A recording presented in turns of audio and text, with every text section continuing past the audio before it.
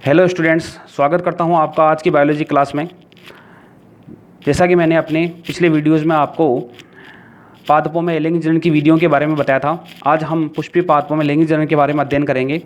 तो सबसे पहले हम मेल एंड फीमेल गैमेटोफाइट्स के बारे में अध्ययन करेंगे, इनकी संरचना व विकास के बारे में। तो सबसे पहले अपन बात करते हैं नर युग्मकोद्भिद का। नर युग्मकोद्भिद का प्रतिनिधित्व करता है पुमंग, जो एक चक्र होता है। इस पुमंग का एक सदस्य होता है पुंकेसर। ये पुंकेसर जो होता है वो 3 संरचनाओं से मिलकर के बनता है, जिसको क्या कहते हैं हम, पुतंतु, योजी व परागकोश। इसकी संरचना किस प्रकार होती है? इसकी संरचना ये इस प्रकार होती है। ये एक पुंकेसर की संरचना है। ये जो लंबा आपको दिख रहा है इसको बोलते हैं पुतंतु, इसको बोलते हैं हम पुतंतु। और ये ऊपर का जो भाग है इस भाग को हम बोलते हैं परागकोश। इस भाग को हम क्या बोलते हैं? परागकोश बोलते हैं। ठीक है, परागपुट भी बोलते हैं इसको हम, परागकोश बोलते हैं। प्रत्येक परागकोश जो होता है वो 2 पालियों में बटा होता है। ये देखो, ये 2 पाली जो है ये 2 पालियों में यानी कि 2 लोब्स में बटा होता है। ठीक है, ये लोब्स जो होते हैं वो योजी उत्तक द्वारा बंधे होते हैं। योजी उत्तक जो होता है वो एक प्रकार का बंधे उत्तक होता है, एक प्रकार का बंधे उत्तक होता है। ठीक है, ये दोनों पालियां जो होती हैं वो योजी उत्तक द्वारा बंधी होती हैं। प्रत्येक पाली जो है, इसकी जो प्रत्येक पाली है वो 2-2 चैम्बर में बटी होती है। किस प्रकार बटी होती है? इसका अनुप्रस्थ काट जब हम काटते हैं तो ऐसे दिखाई देता है, ये 2-2 चैम्बर। ये 2 पालियों हो गई इसकी, ये इधर वाली पाली हो गई, ये इधर वाली पाली। ठीक है, इसमें भी 2 चैम्बर हैं और इसमें भी 2 चैम्बर हैं। तो प्रत्येक पाली जो होती है वो 2-2 चैम्बर में बटी होती है। ठीक है, तो इस प्रकार टोटल कितने चैम्बर होते हैं? 4 चैम्बर होते हैं। इनको क्या कहते हैं हम? इनको कहते हैं लघु बीजाणुधानी। इनको हम परागकोश भी कहते हैं, लघु बीजाणुधानी भी कहते हैं हम इनको। ठीक है, यानी कि प्रत्येक पाली के अंदर 2-2 कोष्ठ होते हैं और उन्हें हम क्या कहते हैं? लघु बीजाणुधानी। तो इस प्रकार एक परागकोश में कितने लघु बीजाणुधानी होती हैं? 4 लघु बीजाणुधानियाँ होती हैं। अब लघु बीजाणुधानी के बारे में हम अध्ययन करेंगे। अगर हमें एक लघु बीजाणुधानी के बारे में अगर हमें पता चल गया तो चारों लघु बीजाणुधानी जो होती है वो एक जैसी होती हैं। चारों की संरचना एक जैसी ही होती है। तो हम एक लघु बीजाणुधानी के बारे में अध्ययन करेंगे। ये देखो, एक लघु बीजाणुधानी की संरचना इस प्रकार होती है। एक लघु बीजाणुधानी की जो संरचना है वो इस प्रकार होती है। ये इसका डायग्राम है। ये इसके डायग्राम में हम अध्ययन करेंगे कि इसका डायग्राम जो होता है वो किस प्रकार होता है। ठीक है, लघु बीजाणुधानी ही एक ऐसी संरचना होती है जिसके अंदर परागकण बनते हैं। ठीक है, जिसके अंदर परागकण बनते हैं। और प्रत्येक परागकोश की आंतरिक परत में, इसकी जो आंतरिक परत होती है उसमें क्या होती है? हाइपोडर्मल सेल्स होती हैं। इसमें क्या होती हैं?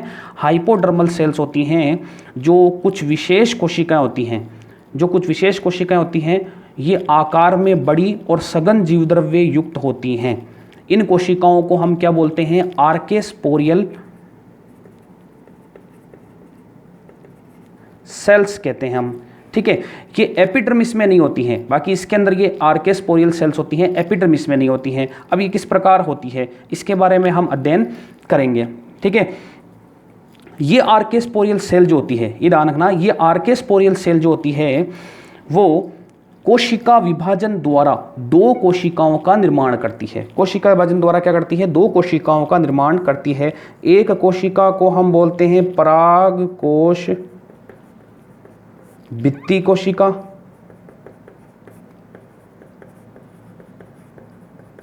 और दूसरी को बोलते हैं हम बीजाणुजन कोशिका।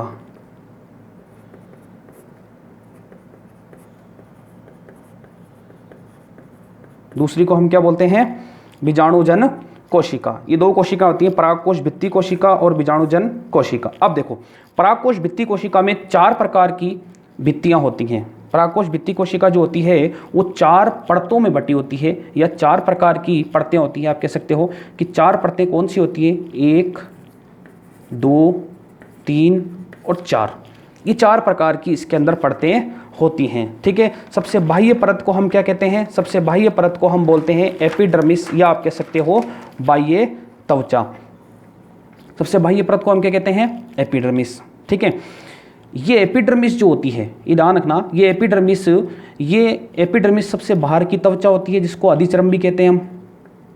और बाह्य त्वचा भी कहते हैं, एपिडर्मिस भी कहते हैं। ये पराग कणों को सुरक्षा प्रदान करती है, या आप कह सकते हो पूरे पराग कोश की सुरक्षा करती है। ये पूरा जो पराग कोश है, या आप कह सकते हो पूरी जो लघु बीजाणुधानी है उसकी सुरक्षा करती है, और अंदर जो पराग कण बनते हैं उनकी भी सुरक्षा करती है। ये हो गया आपके एपिडर्मिस। ये चारों तरफ की जो परत है ये कहलाती है एपिडर्मिस। ये सिंगल लेयर होती है, एक ही लेयर होती है इसकी। इसके अंदर एक सिंगल लेयर परत और होती है जो मोटी होती है। ये परत क्या होती है? मोटी होती है। ये बाहर की परत से थोड़ी सी मोटी होती है, हालांकि एकल स्तर होता है लेकिन बाहर की परत से थोड़ी सी मोटी होती है। ठीक है। इसकी जो आंतरिक भित्तियां हैं, इनमें अल्फा सेलुलोज क्या होता है? अल्फा सेलुलोज की रेशेदार पट्टियां होती हैं। ये जो पट्टियां बनाई है ना मैंने, ये दिखाई दे रही हैं आपको, ये पट्टियां, ये रेशेदार पट्टियां होती हैं। अल्फा सेलुलोज की रेशेदार पट्टियां होती हैं, या आप कह सकते हो रेखीय पट्टियां होती हैं। ठीक है। इसकी कोशिकाएं क्या होती हैं? इसकी कोशिकाएं जो होती हैं वो क्या होती हैं? आर्द्रताग्राही होती हैं, यानी कि नमी युक्त होती हैं, आर्द्रताग्राही होती हैं।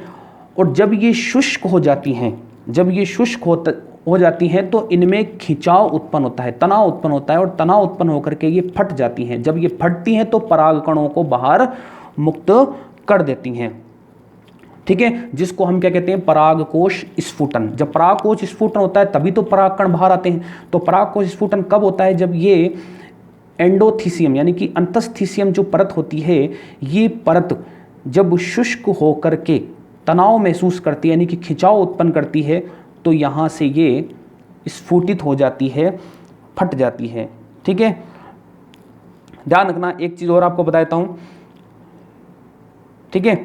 एक चीज़ और ध्यान देता हूँ कि यहाँ पर ये जो स्थान होता है, यहाँ पर अल्फा सेलुलोज अनुपस्थित होता है। यहाँ पर अल्फा सेलुलोज अनुपस्थित होता है, और इसी जगह पर इसका स्फुटन होता है, और इसीलिए इस स्थान को क्या बोलते हैं? हम स्टोमियम कहते हैं।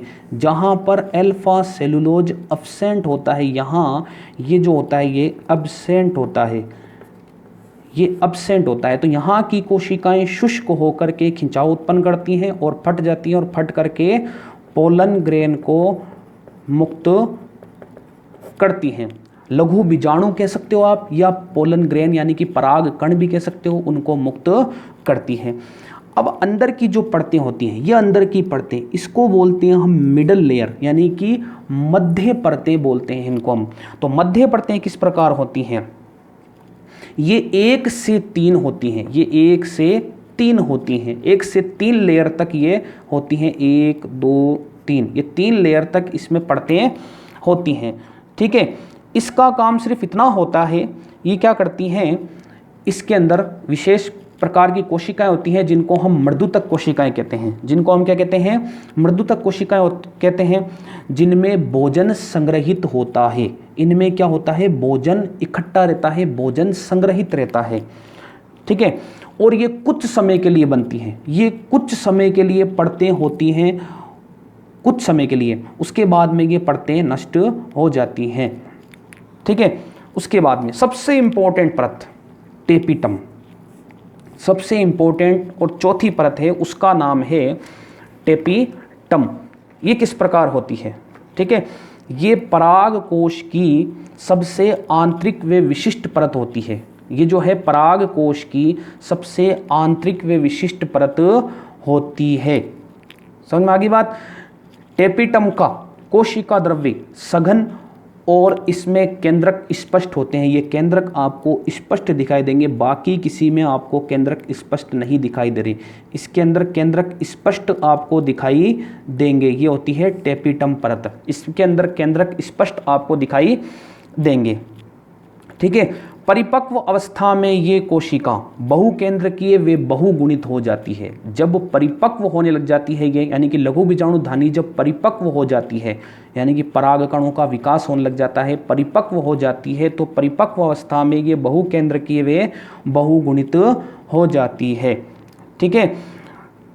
एक बात और ध्यान रखना कि पादपों में कोशिकाओं के स्वभाव के आधार पर टेपिटम दो प्रकार की होती है।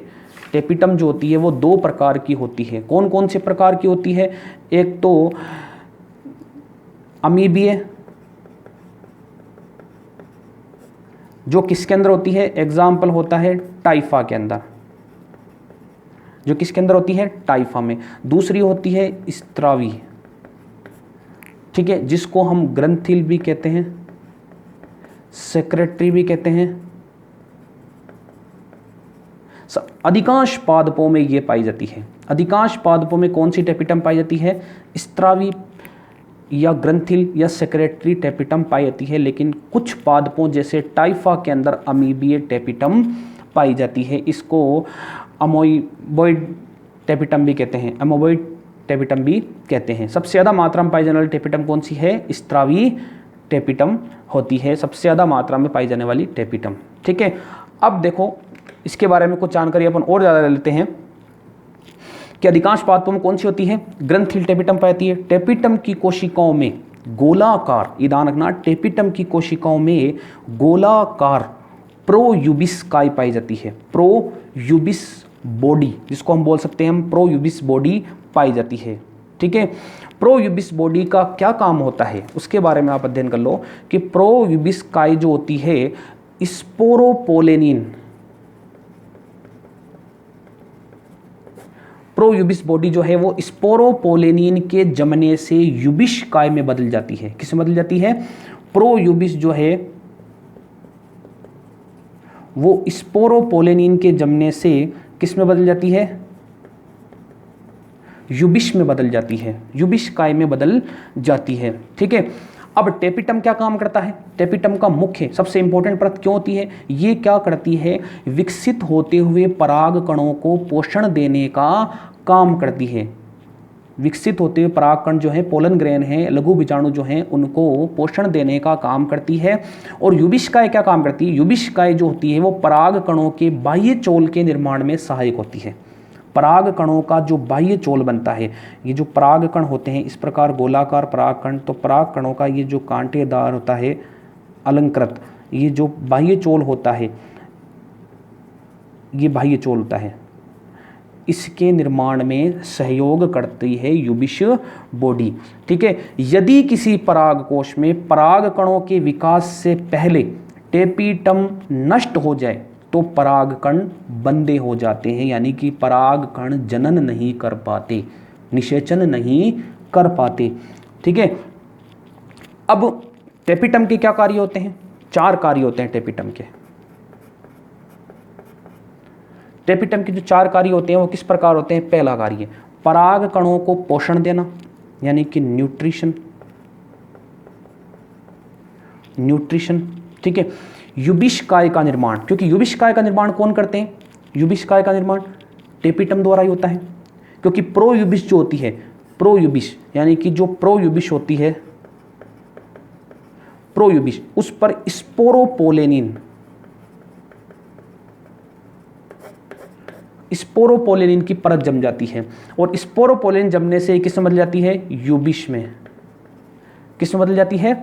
यूबिश के अंदर ये बदल जाती है। स्पोरोपोलेनिन जो होता है, एक बात ध्यान रखना स्पोरोपोलेनिन के अंदर कि जो पराग कण का जो बाह्य चोल होता है वो किसका बना होता है? स्पोरोपोलेनिन का बना होता है। इसका जैविक, भौतिक और रासायनिक अपघटन नहीं किया जा सकता, यानी कि इसको या तो एनवायरनमेंट से भी नष्ट नहीं किया जा सकता, इसको एसिड से भी नष्ट नहीं किया जा सकता, इसको नष्ट नहीं किया जा सकता, इसलिए ये क्या होते हैं? प्रतिरोधी होते हैं, यानी कि जीवाश्म के रूप में संरक्षित रखा जा सकता है। पराग कण इतने छोटे होते हैं लेकिन फिर भी इसका जो स्पोरोपोलेनिन होता है उसका जैविक, भौतिक और रासायनिक अपघटन नहीं होता, इसको किसी भी चीज़ से हम नष्ट नहीं कर सकते, इसीलिए जीवाश्म के रूप में इनको संरक्षित रखा जा सकता है। ये टेपिटम के कार्य, पहला कार्य बता दिया।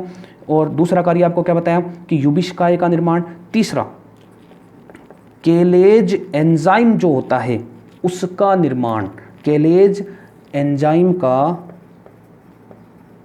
निर्माण। ये केलेज एंजाइम क्या काम में आता है वो अपन आगे डिस्कस करेंगे, इसी चैप्टर के अंदर डिस्कस करेंगे अपन आगे, अगले आने वाली वीडियो में अपन डिस्कस करेंगे। उसके बाद में क्या होता है? चौथा काम होता है पोलन किट का निर्माण।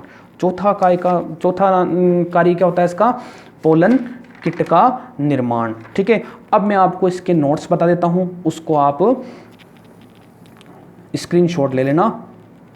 ये रहे इसके नोट्स, इस प्रकार हैं आपके नोट्स, इनका आप स्क्रीनशॉट ले लेना।